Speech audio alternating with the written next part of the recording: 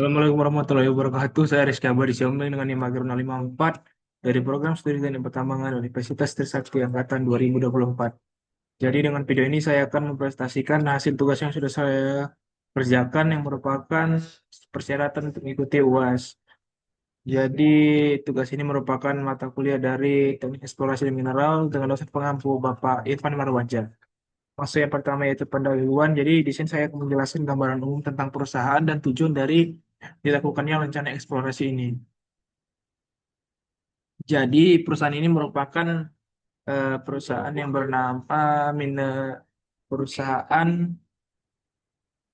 Nusantara Mineral Mandiri yang berada di Provinsi Lampung, Kabupaten Tulang Bawang. Terus tujuan dari rencana eksplorasi ini itu untuk mengetahui, memahami kondisi administrasi, geologi, morfologi, dan penutupan lahan sebagai dasar penyusunan rencana sampai lapangan.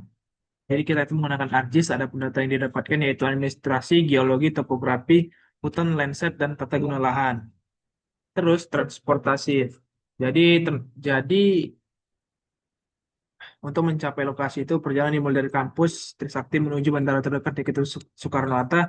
Setelah itu dilanjutkan penerbangan dari Soekarno-Hatta menuju lokasi WIP yaitu Bandara Raden Inten 2. Lalu dari bandara tujuan dilanjutkan perjalanan menggunakan kendaraan darat menuju camp perusahaan.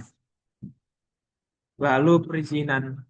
Jadi sebelum kita melakukan eksplorasi dilakukan perizinan perusahaan itu wajib memiliki WIUP, wilayah izin usaha pertambangan. Jadi dokumen WIUP ini memastikan area yang kita teliti itu sah secara hukum dan tidak tumpang tindih dengan izin lain. Jadi dapat kita lihat di sini adalah perizinan WIUP-nya yang ditandatangani oleh Bupati Tulang Bawang dan memutuskan menetapkan ada 5 dapat dibaca. Terus ini merupakan hasilnya dari yang 6 tadi saya sebutkan. Yang pertama ada peta administrasi. Jadi peta administrasi itu untuk melihat batas kabupaten, kecamatan, dan desa sebagai acuan logistik dan perizinan. Jadi yang merah ini, garis ini merupakan perusahaan itu sendiri. Terus yang kalau garis biru-biru ini merupakan sungai. Ini titik koordinatnya ada 4 titik koordinat dan warna yang lainnya ini merupakan batas kecamatan di Kabupaten Tulang Bawang tersebut.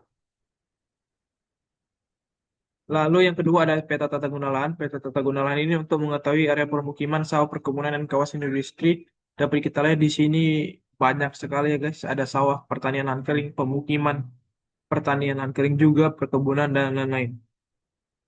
Terus ada peta hutan. Jadi peta hutan ini untuk menentukan apakah lokasi kita itu berada di hutan lindung atau tidak. Karena ini sangat penting guys. Karena itu sangat berpengaruh besar ke izin dan akses. Jadi kalau pertambangan kita itu berada di hutan lindung sebenarnya itu tidak bisa karena hutan itu dilindungi.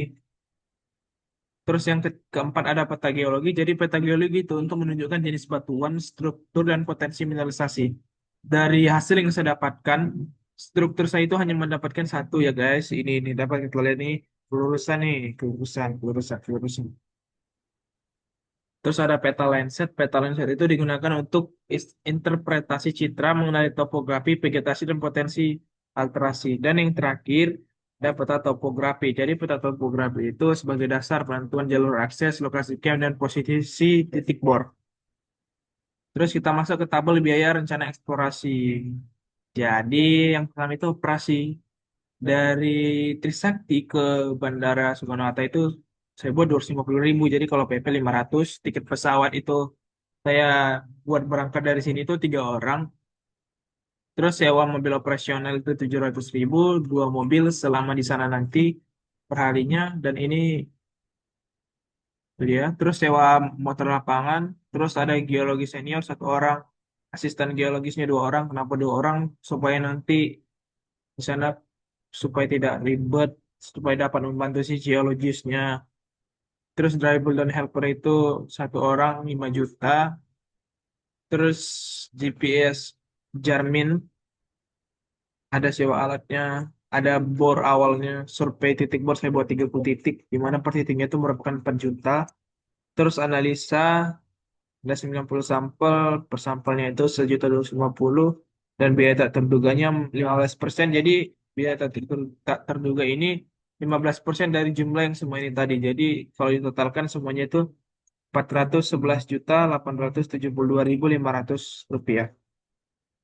Terima kasih. Jadi sekian dari presentasi yang dapat saya sampaikan. Kurang dan lebihnya mohon maaf. Semoga dengan video ini dapat memberikan manfaat untuk saya dan untuk teman sekalian. Terima kasih.